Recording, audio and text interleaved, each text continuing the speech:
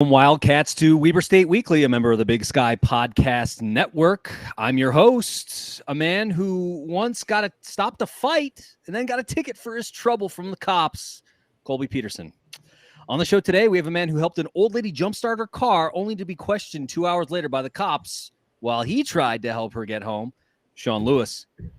That is way too long of a story. It takes about 20 minutes to tell, but no good deed goes unpunished. That's the story here. That's the theme, yep. And we also have a man who threw a massive party, and the only thing the cops are mad about was that there was a DJ, Jared Christensen.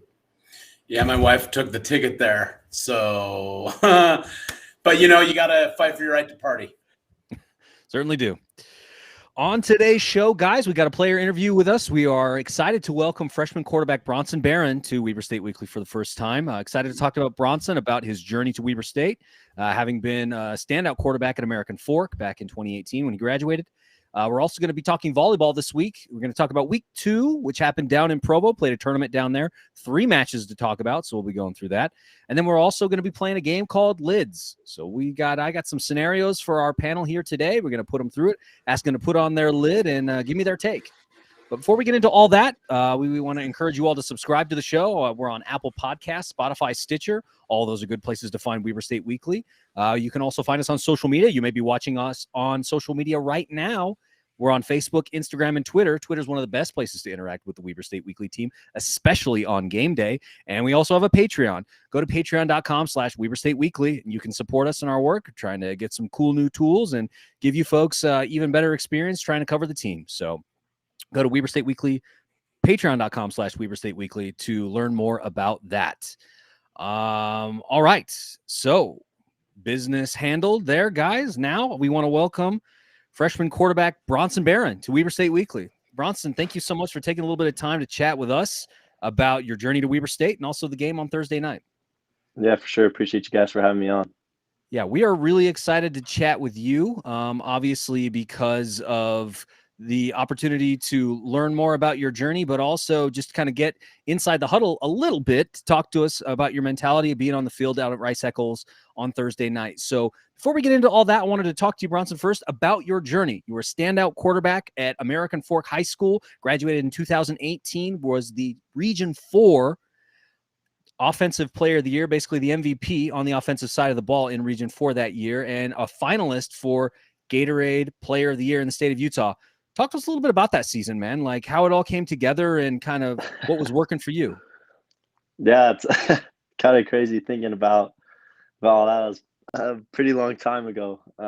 Honestly, forgot about the Region 4 MVP and the Gatorade thing, if I'm being honest. Didn't even think about that until you brought it up. But definitely a while ago, yeah, right?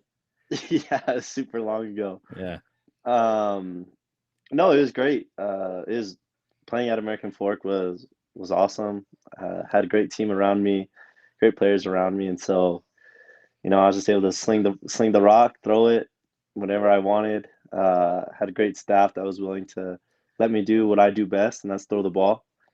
So yeah, it was cool. I grew up in American Fork, always wanted to play for the Caveman, and had the opportunity to start for 2 years. So yeah, it was fun.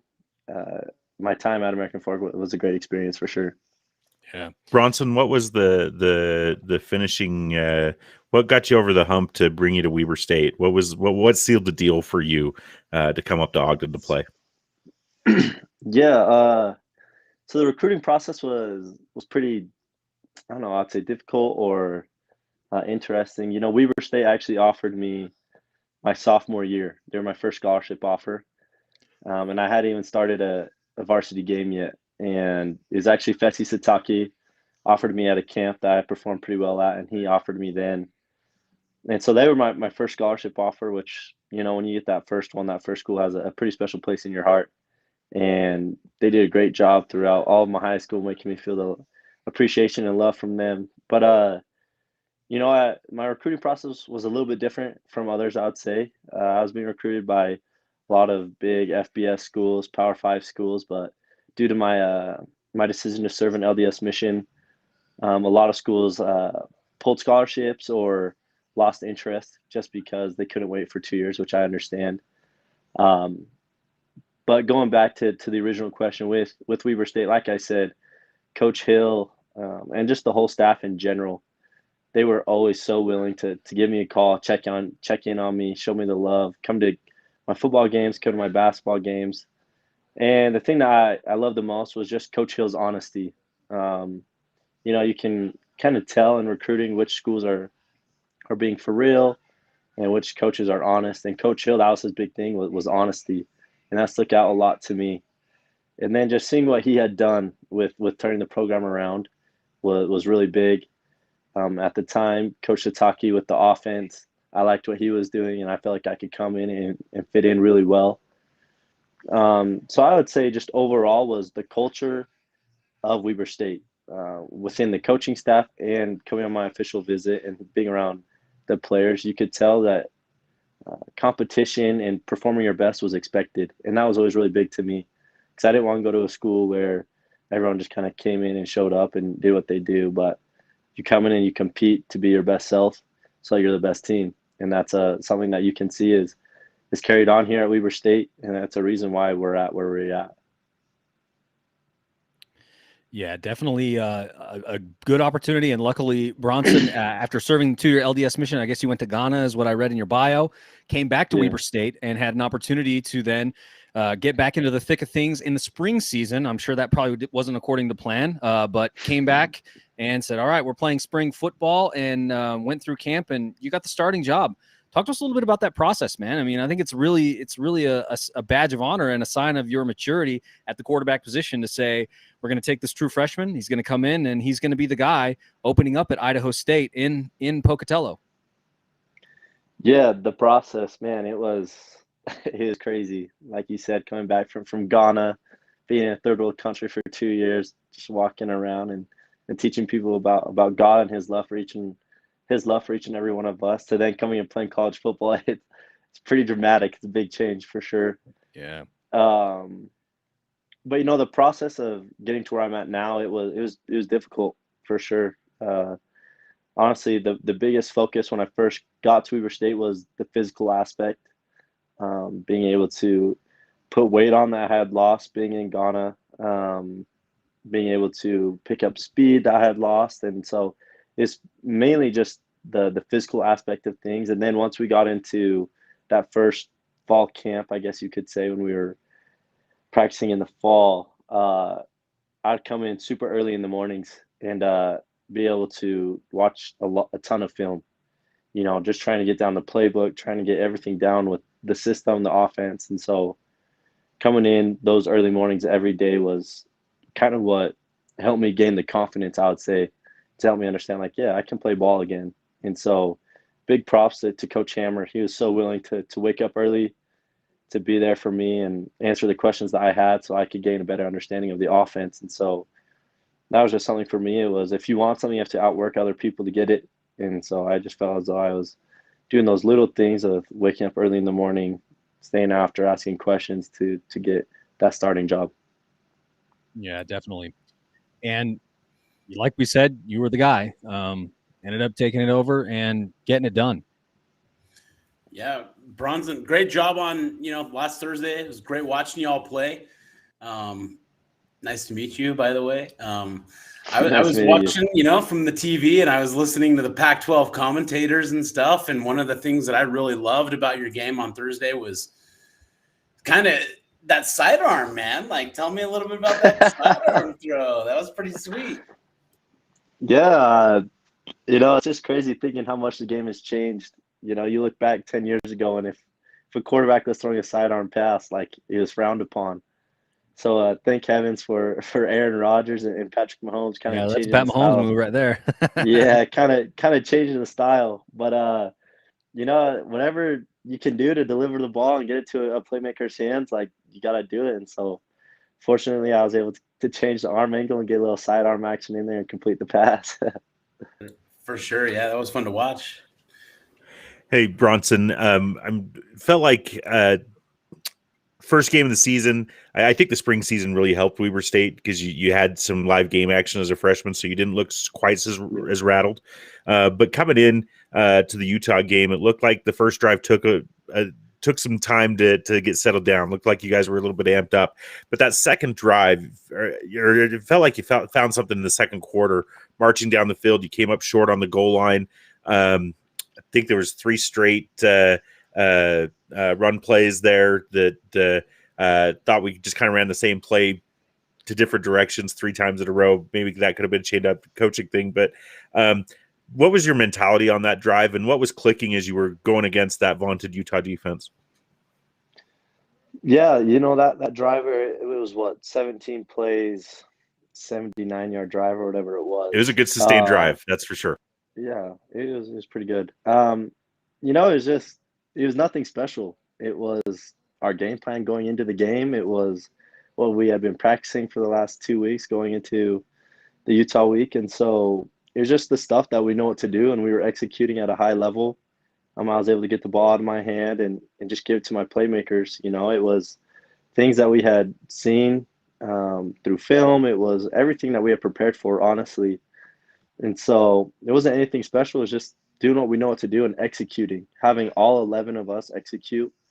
Now, like you said, obviously we had being stopped short on the 1 yard line, that hurt, and it super frustrating. But that's something that we'll clean up for sure going into the rest of the season. It was a great film for us to watch. But yeah, talking about that drive and honestly the game, like we moved the ball pretty well offensively, and it was just the things that we know we can do and the things that we had studied for. So just to go through your stat line, 21 of 33, 213 yards, touchdown, and a pick.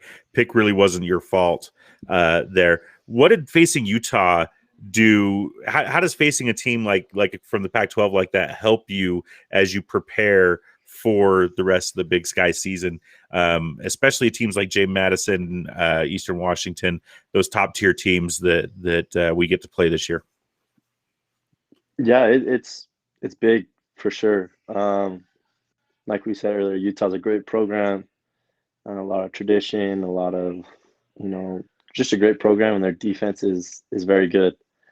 And so being able to understand, hey, we did a pretty good job against that defense. We should be able to do what we did against them to every other team in the country, especially when it comes to the FCS. And so I think it's just kind of helped us all understand, hey, we can compete with anyone. There's not a big drop off from FBS to FCS. When you do your job, you're fine. And so I would say just the confidence and the mental aspect of it, of knowing hey, we can do this. Yeah, Bronson, and especially it felt like to me in the second half that you all kind of got your legs under you. Obviously, it was a heartbreaker to not be able to punch it through on that second quarter drive because things were clicking. You were able to get short passes, running the ball efficiently, getting some yardage, and then just to come up a little bit short there at the goal line was kind of a bummer. But it did feel like in the second half things were working. We're moving the ball a little bit better. And so I wanted to ask, of course, like Sean mentioned, we're going to be seeing some tougher teams. Davis is just in a couple of weeks. JMU will be coming to Ogden this year. It'll be your first time facing them. How does a game like that, and then also in addition, how does the spring season prepare you for what is going to be a pretty tough, I think, Big Sky schedule, because you're going to be seeing Eastern Washington and Cheney. You're going to be going to Montana State's coming to Ogden. Does settling down in the second half against a team like Utah really help you get ready for some of those tough FCS tests that are coming? Oh, no doubt. No doubt. Being able to, like you said, kind of settle down and get in that rhythm is really big, because we know those tough opponents in the Big Sky, the UC Davises, the JMU, the EWASH, they're going to be pretty similar. And so, it's big being able to do those things that we were doing and keeping that rolling as we get into conference play. It's huge. Yeah. Quote here from Jeff Millard: "Speed of Utah's defense was crazy. Nice job avoiding those sacks. Only sacked 3 times in that game. So kudos to you, and Appreciate also kudos that, to the Jeff. offensive line." Yeah. And then also we put it on the screen earlier. Most impressive thing that Brent Waynesgard saw was you were avoiding pressure and completing passes. I definitely agree with that.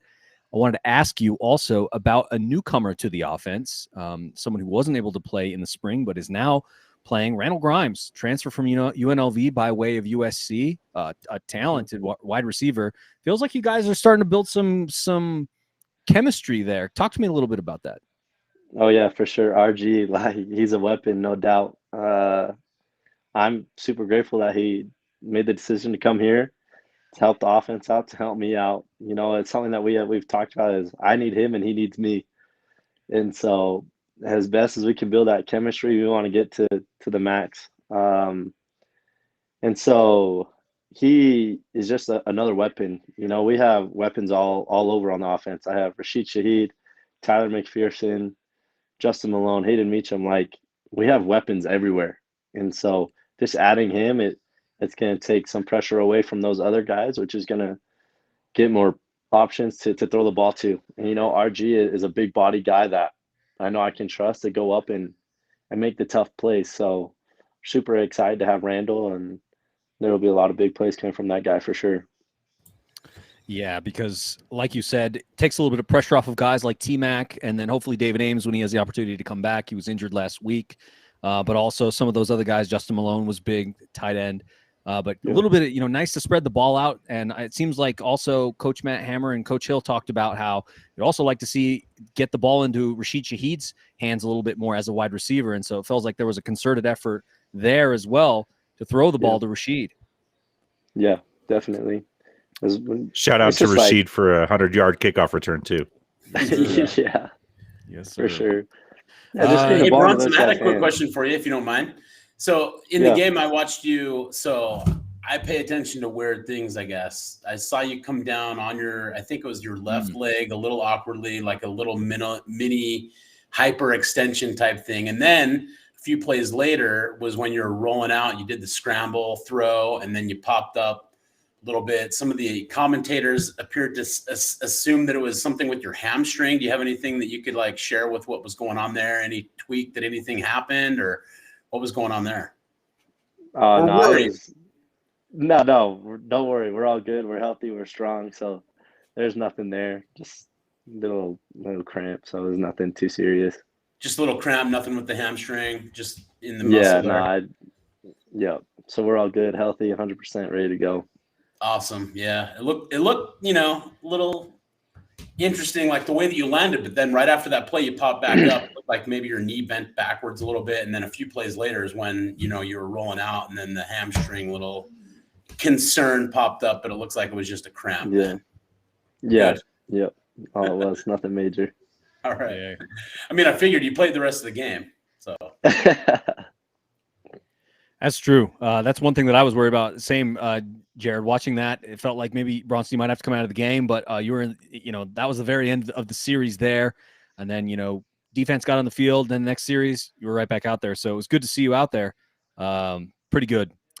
Well, Bronson, really want to appreciate you. Thanks for taking a little bit of time to talk to us a little bit about the game Thursday night down in Salt Lake City. Of course, you'll be down in St. George on Saturday night, 8 o'clock, playing against Dixie State, the Trailblazers. So Dixie's first, I guess it's not their first year since they had the spring, but this will be the first opportunity for the two teams to meet. Looking forward to seeing you in action down in St. George and hopefully get another dub real soon.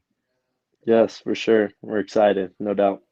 Yeah, appreciate you, man. Start of a new rivalry. That one will eclipse some other rivalry game that's going on at the same time. That's a pretty big deal. Bronson Baron, thanks so much for coming on Weber State Weekly. Well, appreciate you guys. Have a good night. Thanks, Bronson. We'll see you, man. We'll see you. Thank you.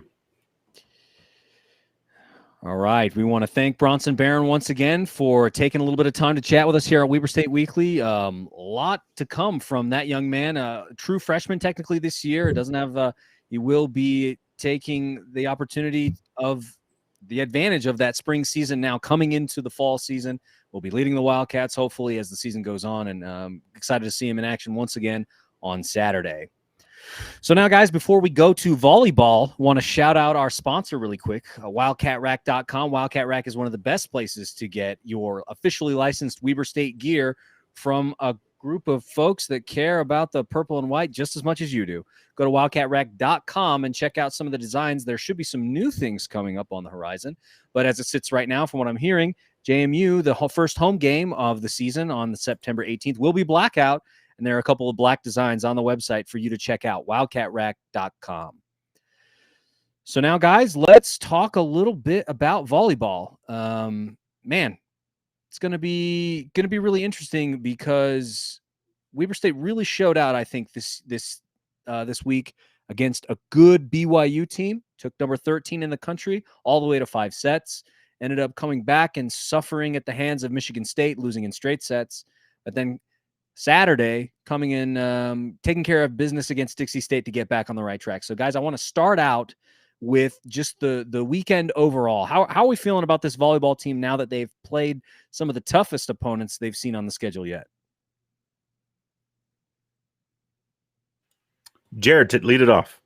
Yeah, I think that BYU is a tough match for sure. And so it's great to see them come back with a win against Dixie State. Very optimistic about their season. I'm really looking forward to seeing what they can do this week. Excited about in-conference play. It's just going to be fun to see them facing up against teams in conference. But, yeah, overall, I think that loss to BYU, you can't get mad about that at all. It's a little frustrating for sure. Like, we would love to see that win. But seeing them come back against Dixie State, that was just a great thing for the volleyball team. I'm excited to watch them compete against Big Sky Conference teams. For sure. So for me, I'm feeling really good about this. I watched most of that BYU match, some of the Michigan State match. I didn't get to catch the Dixie match at all, but here's my takeaway. You take an in-state rivalry game, whatever you want to call it, and a number 13 team in the country to 5 sets, you're doing something right. And there's a lot of emotion, a lot of grit. The team never gave up in that BYU match. I think they just ran out of a little bit of gas, had a couple of little bad luck in that 5th set. But they played their hearts out, and credit to Coach Larson and the team. I don't think we could have asked anything more from that BYU game. I think the Michigan State loss, while disappointing, I don't think Michigan State is anywhere near as tough as BYU was. I think the emotion and the adrenaline from the BYU game didn't carry over to the Michigan State game. I think a little bit of disappointment. I think Weber was just tired, right? You're playing back-to-back games like that. I'm going to say I'll give them a mulligan on the Michigan State game. Just for those reasons. I think they just burned a lot of emotion and stuff against BYU. Beating Dixie, I'm a homer. I get it. I don't think we should ever lose to Dixie State in any sport.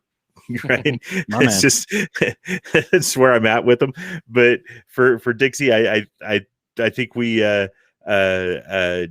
got them. We took care of business to get on the right track. I have no doubts. If you're taking the number 13 team in the country to 5 sets, I have no doubts that we're going to be successful in the Big Sky Conference season to defend our title. So I have no issues with that. It was a good overall weekend. They faced some adversity. They faced some teams that they might face, or style-wise teams that like they might face in the NCAA tournament should we get that far again this season. So I think all in all, it was a good tournament and a good showing by the Wildcats. Yeah, I think you're right, Sean, because the level of talent and the quality of the teams that the Wildcats saw this weekend, I think prepares them well. And I think also this week, they'll be facing a couple of really good tournament teams from the state. They'll be facing UVU on Wednesday night, then taking a drive down to Salt Lake on Thursday night to take on the Utes. Both of those teams played in the NCAA tournament last year, or in the spring, I should say, as did Brigham Young. So those were the 4 teams from the state of Utah that ended up going to the NCAA tournament, and the Wildcats will be facing all of them. So I like what you're saying, Sean, where it's like this is a good opportunity to kind of understand how to play at a high level, and also maybe how to learn to bounce back a little bit, because that Michigan State match was definitely difficult. It did seem like there was a little bit of energy that wasn't quite in the gym as there had been the night before. But like you said, there's a lot of emotions that go into a match like that, and just coming away empty is just really kind of a bummer. We got a good comment right here from AC telling us Utah is now a volleyball state, and I tend to agree.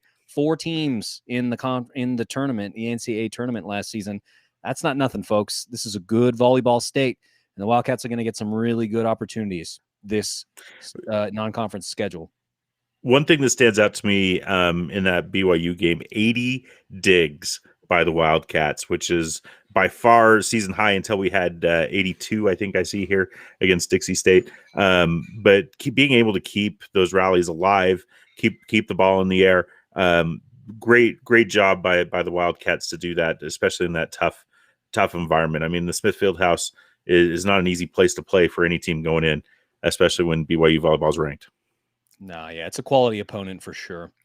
So I wanted to kind of work our way through a few of these matches, guys. We'll just take a couple of minutes with each, and I just wanted to talk about some things that stood out to you as we kind of work through each of them. So I want to start with the Brigham Young match. Sean, you've already noted 80 digs in that one. An interesting thing to me, the Wildcats struggled a little bit when it came to receive serve, and BYU ended up scoring 11 aces. That sounds like our MO, not theirs. So a little bit of a struggle there to receive the ball as it came. Jared, anything in particular that stands out to you from that Brigham Young match? I just like the tenacity, started out with a loss and then we battled back, right? So the first game we lost and then it was just kind of a back and forth. And I really like that we took it all the way to 5, and it was just a great opportunity for them to prove something against a ranked team. So I thought that was awesome. Just watching them battle. Each game was a battle, right? It wasn't just anything, just turnover. So that's some of my biggest takeaways there was that they just kept fighting no matter what. Yeah, AC stealing my idea here. I was about to mention this, but AC's done it for us here in the comments. Rylan Adams, career high kills against BYU. She had 25. So, I mean, big time game, big time match from our All-American outside hitter. I mean, what more can you want in a matchup like that where you need big kills coming through to keep that match alive? So now let's talk a little bit about that Michigan State match. A little bit more difficult. Like we said, didn't quite go the same way, but the Wildcats got back to winning ways, I guess, in a way. They had 8 aces in that game to Michigan State's 5. Sean Lewis, what stood out to you in that match? Something to take away? I know that they lost in straights, and you never want to see that. But looking at the score, 25-20, 25-22, 25-20, the Wildcats were in that match every game, right? They were there. Couple things go their way. Maybe we don't lose in straights, but I think they played tough. Like I say, I think it was the emotion of the BYU game and the disappointment of losing that in 5 sets, carrying over to the next day on the quick turnaround. So I don't want to fault the Wildcats for Michigan State at all. I think they played well. Just didn't have enough to get it to get over the line on that one. Yeah, in my view, I think that the statistic that sticks out to me quite a bit is the hit percentage and the blocking. Michigan State did a really good job on the net, blocking the Wildcats and lowering that hit percentage because they had their opportunities, but they just weren't finding the floor. So credit to that Michigan State front line. They were keeping the ball up in the air and also, sending it back rather quickly. I think that the hit percentage and, of course, like I said, the blocking was really kind of the tail of the tape in a way, or it was kind of what that match boiled down to, because had the Wildcats been able to break through that front line a little bit more, I think we see a different match. Jared, what about you? Yeah, I just think that overall competitiveness, I just loved watching what they could do out there on the court, just never giving up. Michigan State was a battle, as Sean said, and then Dixie State, we let them get that first game, I believe, and we just kept battling. Like, that's the main thing, is that competitiveness, and that's what I love about the volleyball team, is they just don't give up. They just don't stand away from competition. BYU, Michigan State, whatever. Like, they were in those games, and then they took it out on Dixie State. That's very true. And so let's talk a little bit about that one now, guys. Obviously, like we said, ended up losing to Michigan State in straight sets, 0-3. That's okay. Came back the next day. It was a Saturday match. And like Jared said, started off a little bit slow against Dixie State, ended up losing that first match to the Trailblazers 25-23. So like you noted, Sean, you're in the match at that point. You're right there. You just didn't quite get there. But what stood out to you, Sean Lewis, in that Dixie State, and what do you think helped the Wildcats get back on track and back to winning ways? Just going over the stats, I think it's defense. If I'm reading this correctly, we held Dixie to a 0.098 hit percentage. And I'm not smart as to volleyball statistics, but it seems to me that about 285, 300 is where you want to be on hit percentage, and it seems like we held Dixie way below where that was. So it was the defense that shone through for the Wildcats on Saturday. Yeah, I think you're right. Did hold Dixie State to that 0.098 hit percentage. So the front line definitely showed up, definitely keeping the ball off of the floor and sending it back over as much as they could. I believe that Ashlyn Power ended up with 43 assists in 4 sets. So she had 50 in the BYU match. So that one went to 5. So that just kind of shows you, the impact that Ashlyn Power had for the Wildcats in that Dixie State set. Jared, what about you? Any notable statistics on this Dixie State matchup before we wrap up the segment? No major thoughts here. I'm just going to keep reiterating, I love their comeback, just fun to see what they're doing. I'm excited for the season all around. So it's a great start to the season, even though, some of us might be a little disappointed in the overall record, just like with football. But, you got to take that with a grain of salt when the schedule is definitely top heavy. So excited to see what we can do in conference. I saw a couple of the Northern Colorado folks get the Big Sky honors of the week. So I'm excited to see our Weber State Wildcats start stepping up there and getting those. We had some tough matchups this week. So overall, just really excited about what we can do. It's good to start out the Dixie State week with a win, so really excited about that. And that's, the extent of it. I'm honestly getting into the groove of volleyball again, ready to start rocking and rolling with volleyball.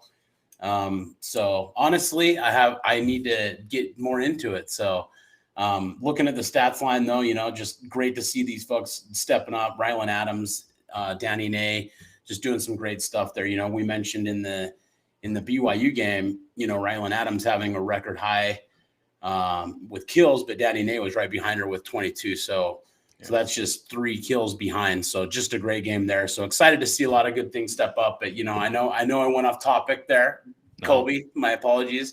But excited to see what we can do in conference, right? This is what we're going to do. We're setting us up great with some great competition early on, getting the ladies ready to face some competition here in the Big Sky, and I'm excited to see the conference play start happening. Yeah, definitely the case. Like you said, Jared, big time plays from both Danny Nay and Rylan Adams this weekend makes a big difference in getting everybody kind of in game shape for when conference play starts in a couple of weeks. Sean Lewis, you had something? True, good, really, really good matchup with UVSC coming up on Wednesday night. Again, and I'm tongue in cheek on UVSC, but the UVU match, that's a tournament team. They're closer to. I think Weber's ahead of them, but I think it's a closer as far as talent level than what we may have saw against BYU. But excited to see that. Let's see the Swenson get filled up on Wednesday night. Support these ladies, defending Big Sky champion volleyball team. Yeah.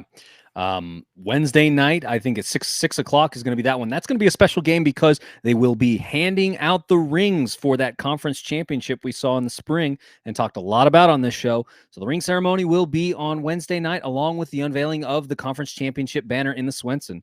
So a good opportunity to get up to the Swenson and watch these ladies play a good team in UVU, who, like we said, played in the tournament last year or in the spring. And from what I understand, I'm hearing from an inside source that it's going to be white out. So get your white shirts and get out there.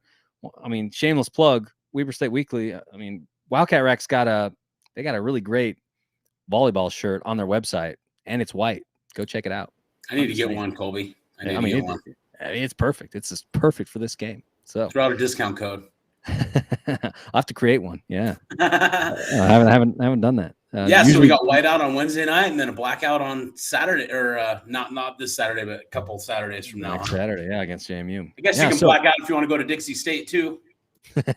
I'll be there, man. I will definitely be there. Nice. So, like we said, folks, gonna be up at the Swenson on Wednesday night. Make sure to get that check that out. AC definitely enjoys your shade, Sean Lewis with UVSC. I love that shade too. And then, like we noted, guys, there will be another match the following day down at Utah. They'll be playing. The Wildcats will be taking on the Utes in their gym, and that's another tournament team. So we'll see how that goes. So, big week of volleyball once again for the ladies. So, with that, let's go to our next segment, fellas. I have come up with a game called Lidz. I'm going to ask you guys to put on a few different hats here. So I prepared some scenarios for you, and I'm going to get your takes. So let's start out with the first one. Really excited to talk about, obviously, football. Just had Bronson Baron on. Got to see the offense and the defense in action against the Utes. And so preparing for DSU, I want you guys to put your offensive coordinator hat on, okay? You get to pretend to be Matt Hammer for a minute. What adjustments do you make for Saturday's game against DSU? And if you didn't see it, you had an opportunity to rewatch Sac State play DSU on ESPN+. You can go to their archive and rewatch that game if you want. Any adjustments you guys are making as we head into a Saturday matchup down in St. George? Sean Lewis. As offensive coordinator, the only thing I'm concerned about was the penalties in the second half against Utah. It could be noise, could be anything, just execution, just a couple of penalties. But as far as actual game plan as to what the Wildcats are trying to accomplish on offense, I don't change a single thing. Jared Christensen, what about you? You're the offensive coordinator. What do you switch up? I change up a few things, especially our red zone offense, right? Didn't love how we didn't finish that drive in the first half. Definitely need to punch that ball in. That game would have been a completely different ball game if we had punched that in there late in the first half. So I would kind of question myself, right, and say, what do I need to do to put this ball in? And I think we kind of figured that out late in the game. With all of our run plays, we did so many quarterback keepers like over and over and over again. If I was the offensive coordinator, which, my credentials are, I can coach little league football. So that's how great I am at coaching. So don't take my advice, but I really think that we could improve our offensive play calling there in the red zone when we're ready to punch the ball in. We got to get that ball in, whether that means do that, sneaky little tight end, pop pass there to them after we fake the run up the middle, with the play action, or, I think we got to get away from the quarterback keepers there in the red zone. We tried it with 2 different quarterbacks, like 3 different plays or so, and it just wasn't happening.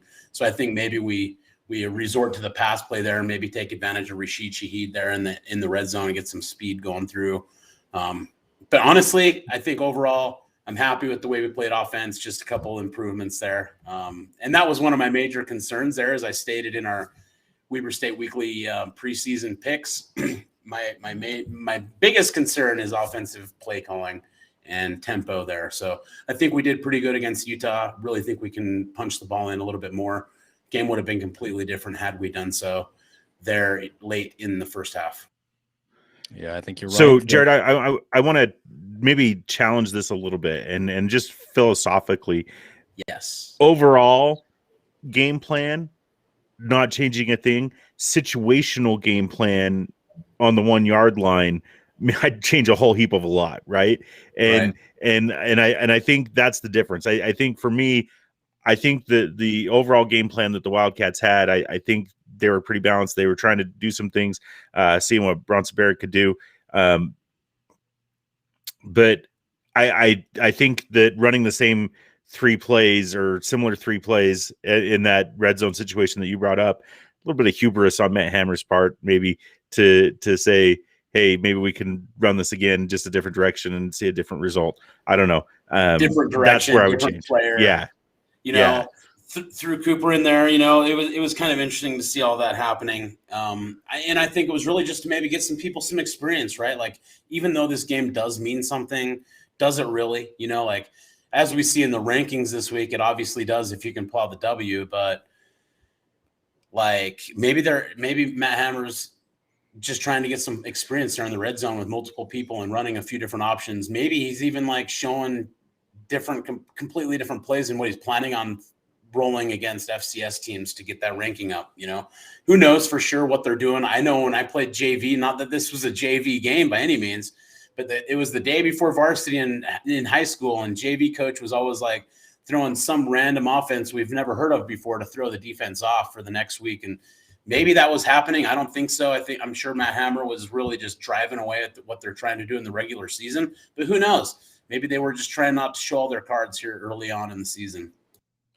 Yeah, one thing I would say to that Taking guy, a play from Witt's handbook with that, right? Sorry, Yeah. Colby. No, I think you're right. Also, maybe that's a key component of it as well. Not showing all your cards in a game that you're probably not going to win, even though you obviously want to win. But one thing I want to say to you guys though is that play to Clay Moss. That sort of that play where he's free. If he catches the ball, it's a touchdown. It's just a little bit of execution there. I think that play wins. And so, like I said, maybe some slight adjustments. Did get an opportunity to see Creighton Cooper come in, which was nice. But yeah, we'll see kind of how things change, because red zone definitely was an issue for the Wildcats in the spring season. So now, guys, I want you to flip. I'm going to have you put on your defensive coordinator hat. You get to be Coach Hill or Coach Duff or anybody else who's calling the defense. I can't remember the third coach who will be calling the defense this season. What unit do you make sure is extra ready for the defense in Dixie at Dixie State this Saturday? I'm probably working with the defensive backs. I think there was some talent size advantages that Utah had, but I don't want to blame officials, but a couple of pass interference calls that maybe have been questionable, but technique means a lot in those types of judgment calls. So maybe working with the defensive backs like that. If I recall correctly, and maybe I was up getting a soda at this point, but if I recall correctly, we held Utah on the goal line just like they held us and stopped them in the second half.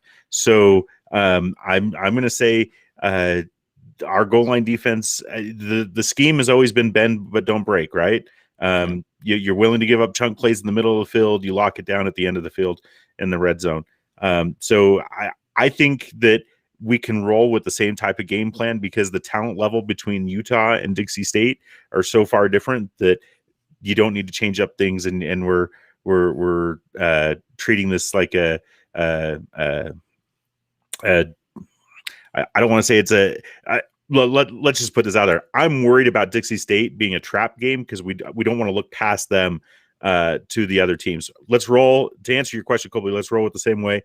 Jeff Millard agrees with me on the DBs, but let's roll with what we've got and see where we're at on that different level. I don't think we need to make wholesale changes right now. Yeah. Chappie hooking me up in the comments here. Coach Dale is the third person who will be, I guess, only the second, working with Coach Hill on the defense this season. Jared, what about you? And don't forget Gary Anderson is a defensive advisor. It's true. Also, Coach Gary Anderson will be advising on the defensive side of the ball as well, something that he knows super well. Jared, what about you? Your defensive coordinator, which group are you going to spend a little extra time with this week to make sure that they're ready for that Dixie State game? Like Sean, I really think that we played a pretty solid overall defensive game, which it wouldn't show there in the, with the score, I guess, with the 23-point game. But really, those were late fourth quarter or late game touchdowns that they scored, 2 of them late. So it was a lot closer than the score indicated. As we all know, as Weber State fans, I don't need to say that to us all. But I would really tighten up. The DBs were looking pretty solid. I really liked our tackling. Like, we had a lot of solo tackles out in the outfield, or not in the outfield, like out in the field, right? Like, where they're just them, like one person making the tackle, making the stop, putting them on their back, especially that first drive for Utah. Like, I was like going crazy watching how hard we were putting hits on. Like, you couldn't really see the major difference between FCS and FBS at that point. I don't think it was like very prevalent at all during the game. Getting to my point of what I would do for defense, I really think that our defense, we could put a little bit more pressure on the quarterbacks there. So to help our defensive backs out, and maybe that's just the big guy in me, I've played lineman my whole life kind of mentality, but everything starts there in the trenches. And if we can make it rushed a little bit more, make them have to scramble quicker in the pass game, and then enclose a little bit more, as Jay Hill said, we allowed a few too many seams there against Utah. If we can tighten those seams up there, further up on the line of scrimmage, I think that we're going to be a lot more solid. But going to Sean's point, we don't really need to adjust to a whole lot, right? We don't want to look past these guys, but I think overall we played a pretty solid defensive game. I was really excited about that. I was going nuts, honestly, in those first few plays, first few series where we were just putting the hit down on these guys and letting them know, hey, Weber State's not just some, JV team. They're going to come out here and put the hit down on you. So I'm excited to see that continue happening, and hopefully we don't look past Dixie State. Yeah, definitely the case. So that, fellas, was the game called Lidz. Appreciate your takes on both the offensive and defensive side of the ball. Really looking forward to that Dixie State game on Saturday night. Like I said, I will be in attendance. Looking forward to it. So if anybody else is there, make sure to, send us a message, tweet us, send us a DM on Facebook, Instagram, Twitter, wherever. And if you want to meet up, let's do it, because we're going to be down there. We're going to be excited, and can't wait to watch some football in person. This Wildcat team is good. So now, guys, we got some upcoming events this week. We've noted a few of them. Wednesday, September 8th, volleyball will be taking on UVU at 6 p.m. in the Swenson Gym. If you're not able to make it up the gym, you can watch that match on ESPN Plus, which, guys, ESPN Plus, so nice, right? Did you enjoy ESPN Plus this weekend? It was great. Yeah. Anyway. For sure. I've enjoyed the upgrade in quality over our previous streaming provider. Yeah, for sure, man. I was really enjoying just being able to flip through games, watching this FCS matchup, watching this volleyball match. It was just great. I'm really loving this ESPN Plus thing. So then Thursday, September 9th, volleyball again. They'll be taking the trip down to Salt Lake to play at Utah. That match will be at 7 p.m. Not sure if it'll be on Pac-12 Network or what. These away matches are a little bit tough as we kind of wind through this non-conference schedule, so might have to do a little bit digging there. Friday, September 10th, soccer will be taking a trip down to Vegas, playing at UNLV. That match will be at 8 p.m. Not sure if that's going to be on Mountain West Conference's service. I think it's called Stadium. And then Saturday, September 11th, like we noted, football will be taking a trip down to St. George, take on Dixie State. That game will be at 8 p.m. It'll be on ESPN Plus, or you can listen to Steve Clocky on the radio, 103.1 The Wave. And then finally, Sunday, September 12th, soccer will be taking on UC Riverside at Wildcat Soccer Field. You can go check that match out at 1 p.m. or catch it on ESPN Plus. So those are kind of our upcoming things going on campus and around this week. We're going to wrap the show up, guys. If you have any ideas, want to email us, go ahead and feel free. WeberStateWeekly@gmail.com is the place. Send us your ideas. Send us your feedback. Love to have it. We're also on Instagram, Facebook, and Twitter. Twitter's the best place to interact with the Weber State Weekly team, especially on game day. But we also have a Patreon. You can go to patreon.com/Weber State Weekly. If you become a patron of Weber State Weekly, you can get in our private game day chat on Slack, which is a ton of fun. That's where we put our takes that we don't put on Twitter. That's where the real conversation goes on. So check it out, patreon.com/Weber State Weekly. And we've got a blog. One thing about the game day thread, the only place to get Sean's halftime grades every game. That's true, actually, Sean. You put the grades in there. And I enjoyed them. I really appreciated that, because I was like, yep, after the first half. And then at the end of the game, Sean had his grades in there. And that's the only place you can get them, folks. So go to patreon.com/Weber State Weekly and get in on that. And then finally, like I said, we have a blog, WeberStateWeekly.com. We shared our thoughts as a group there on our blog just before the game on Thursday. And we'll probably do that again soon. So WeberStateWeekly.com and check out the blog. And there's plenty of content there for you to check out. So, fellas, we're going to wrap up the show like we usually do. Appreciate you, gentlemen, for taking the time. And I'll say it like I always do. Weber State, Weber State. Great. Get the mute off. Great. Great. Go Wildcats.